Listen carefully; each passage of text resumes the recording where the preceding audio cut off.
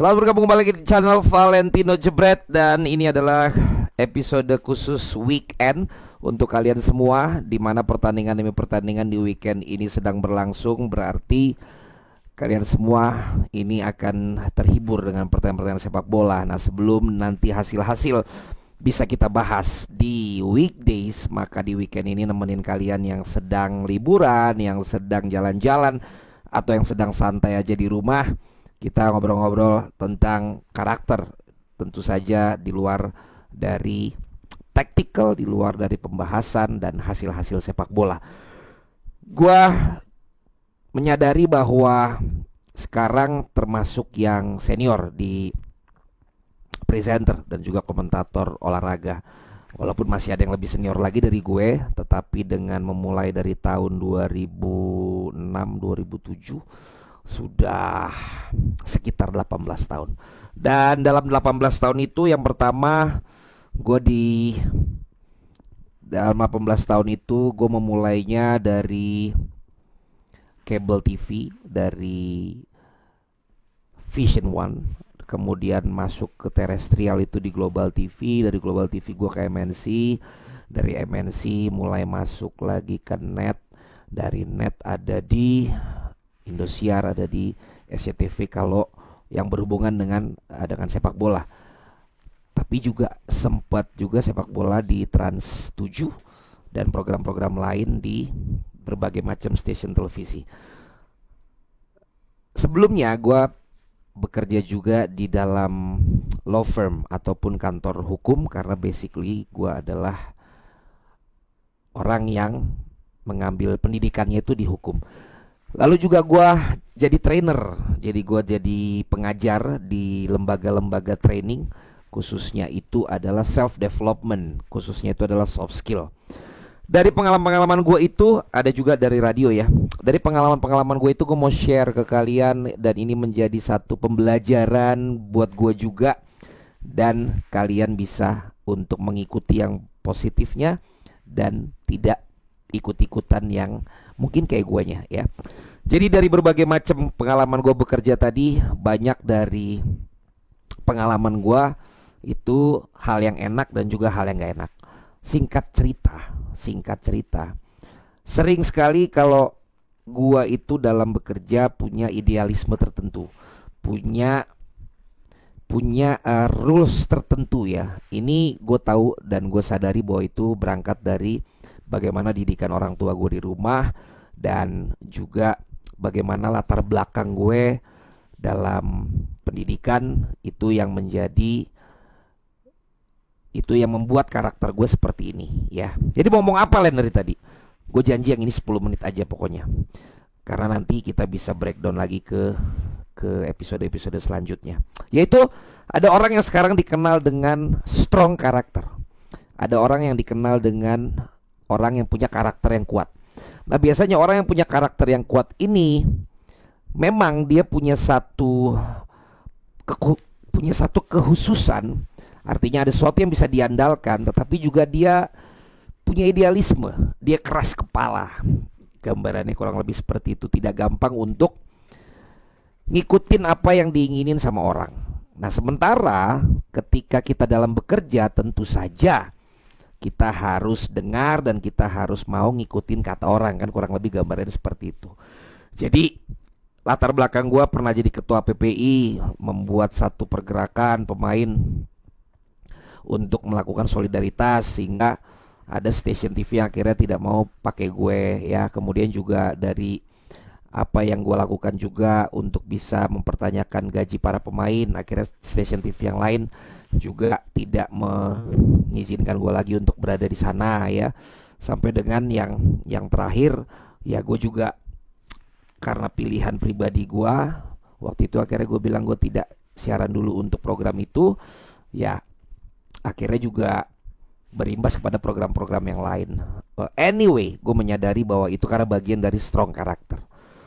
Dan untuk teman-teman semua yang saat ini sedang memulai untuk bekerja atau sedang bekerja, kalian juga bisa lihat apakah kalian termasuk tipikal yang seperti itu atau tidak. Karena di kebalikannya sebenarnya ada yang namanya easy to work with. Tipikal yang kalau gue gampangnya tipikal Ibnu Jamil lah. Tipikal yang memang tidak ribet orangnya, oke aja, kemudian juga friendly, tidak tidak banyak ini itu dan lain sebagainya, mau diminta tambahan ini, mau diminta itu, oke-oke aja gitu. Dan gua lihat selama kita bekerja sama orang lain, memang kita perlu punya karakter yang seperti itu. Makanya akhirnya gua menyadari bahwa ketika gue berada dalam dua posisi yang berbeda, yaitu yang pertama, ketika gue diundang ke televisi untuk menjadi bagian dari presenter, maka gue itu harus menjadi orang yang easy to work with, orang yang mudah untuk diajak bekerja sama, orang yang bisa untuk diajak bekerja sama dengan baik, yang luwes, yang fleksibel, yang tidak kaku, tidak terlalu kritis, tidak ngeribetin. Gambarannya kira-kira seperti itu. Dan itu gua sadari juga ketika gua punya media seperti ini, ya gue pengennya juga talent dan juga semua yang kerja di sini juga punya karakter easy to work with itu. Nah, inilah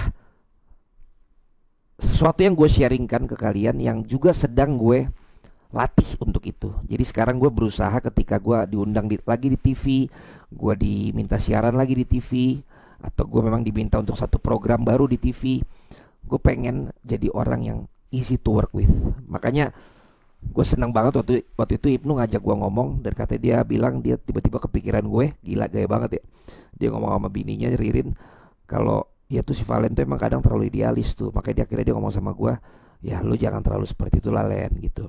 Jadi gue juga mempelajari dan gue harus punya karakter seperti itu. Jadi untuk teman-teman yang saat ini juga sedang berada dalam satu pekerjaan atau project yang bersama-sama dengan orang lain, khususnya kalian punya atasan, jadilah orang yang easy to work with. Tapi ketika memang teman-teman dalam posisi pekerjaan, project, kerjasama, saat kalian menjadi pemimpinnya, kalian juga harus punya karakter yang strong karakter.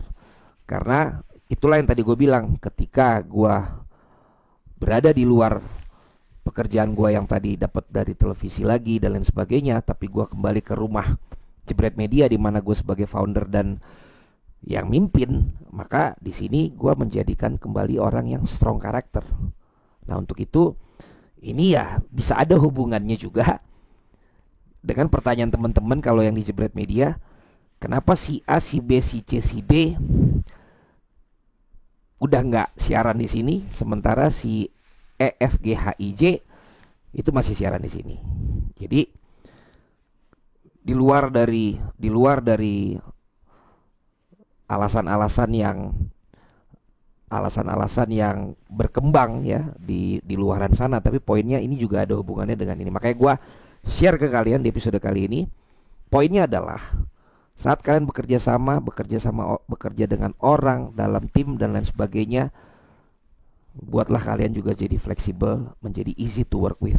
Ada hal-hal yang mungkin kalian nggak enak atau kalian nggak sesuai dengan apa yang kalian pikirkan, tetapi percayalah, dengan kalian jadi orang yang fleksibel, yang easy to work with, maka yang lain pun akan ngeblend, akan senang untuk bisa bekerja sama dengan kalian lagi.